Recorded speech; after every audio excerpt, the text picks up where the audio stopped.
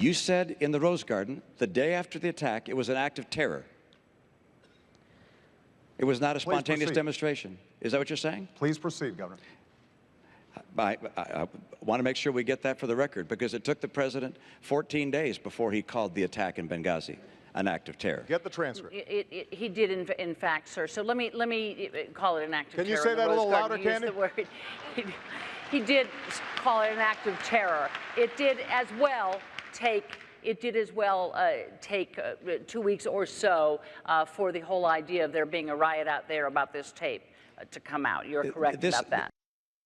Okay, that, of course, Candy Crowley inserting herself into the question on Benghazi last night, doing a little fact-checking. It's a move that has caused more than a little bit of criticism, particularly from the right. She also chose, in part, which questions were going to be asked. Now, the facts of this, we'll sort of say it's a bit of a push, because the president did mention terror the day after the attack in the Rose Garden, but did not specifically call the Benghazi attack. Yes, he did not say that this was a specifically planned terrorist attack. But in an announcement about Benghazi, he said we would not be deterred by acts of terror. What was he talking about? And there was 9/11, and there was back and forth for a couple of weeks, really, about whether or not it was, or whether it was started by this clip. But there was dithering, but he said it. She corrected the record. It's an appropriate thing for a moderator to do. Okay. All right. Well, we're going to leave it at dithering. But what about the role of the moderator, Dominic? You've moderated debates before. I've done very high-profile debates with the mayor of New York City and with Hillary Clinton. And believe me, no. The reason why I'm saying that, I can feel her pain. It's courageous for what she did. It was highly inappropriate.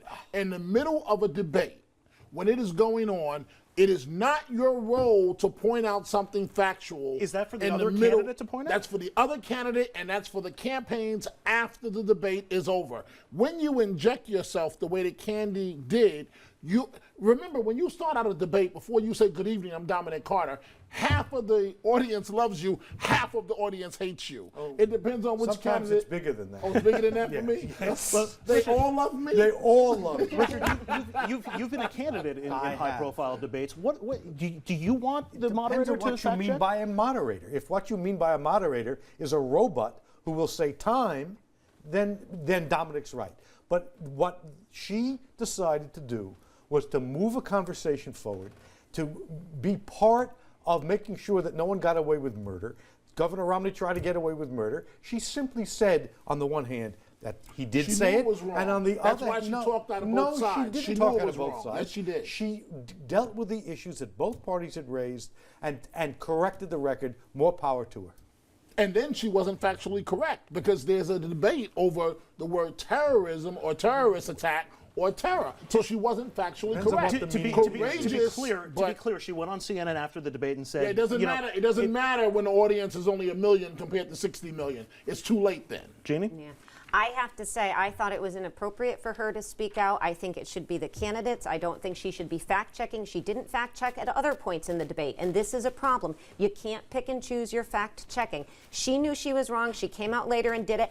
I think she's a wonderful journalist. I like her enormously. I do think she was trying to move them forward. She's under an enormous time constraint. She had to get this thing forward. But she knew she made a mistake by fact-checking like that. And if you look at what he said in the Rose Garden, and you look at what Susan Rice said 5 days later, Romney could be, in an interpretation, correct. That is for the voters to decide, not for Candy Crowley to fact-check. But I want to get back to what you were saying about trying to move things along and under the time constraint. Is that what you're doing to me?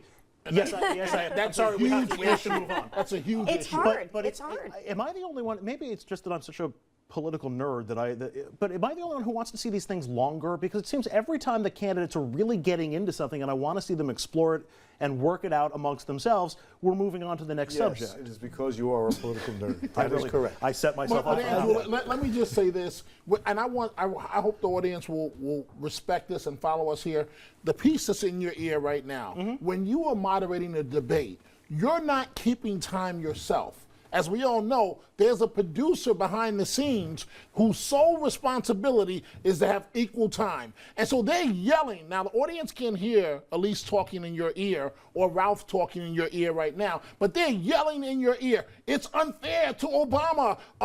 Romney has more time. Obama has more time. And they're telling you, balance it out. And you're trying to look cool on television, and you're trying to sound intelligent, and you're trying to make sure that your questions are moderator's clear. job is not just to be a clock watcher. The moderator's job is to make sure that real things get discussed in ways that real people can evaluate for themselves. And when someone makes something up, it is perfectly But appropriate then for if him you to say start, so. as the dean said, when do you stop? Well, you know what? You can't be perfect. But when it happens and you do it, nobody minded. The American people didn't Really? mind. You don't think Romney minds? Oh, that may be. He got caught. Well, but can I just say this, and I've heard this from several Republicans, and I don't know if you've been hearing this, that there is a side of this argument which says this has and will benefit Romney because it gives the Republicans something to complain about in terms of the way this debate was run and why he got off kilter. Because if you look at the debate and you look at it objectively, from that time forward, it was about 15 minutes to go, he is off his game completely for the rest of the vote debate. in the United States of America that's going to switch because of what Candy Crowley Well, said. no, I don't think there's a vote that's going to switch, but I do think they're talking about getting their base out to vote, which is critical for these candidates. So absolutely you give people something to get out for. Now, I'm not saying that one thing will. I'm telling you what I'm hearing from Republicans who are saying this is something that could long-term work to Romney's advantage. They are trying to make a silk's purse out of a sow's Maybe ear. so, but they're What trying was to that? do it. A silk purse like out that. of a sow's like ear. that. You know what? I like All that. this made me just miss Tim Russert and that sort of format, meet the press style debate where you've got the two candidates and a moderator and just asking back But and forth I- until you get resolution. I on happen to agree with you, though, several times in both of these debates and debates previously where I've wanted to hear the candidates be able to continue with their, and because of the constraints of television and the way these debates are formatted, they can't do it. See, The way I'm music- being wrapped see, up. this is also playing right now. how the movie, and I'm also getting it. The We're going music's to be right telling him back. to Stay rap with us. it.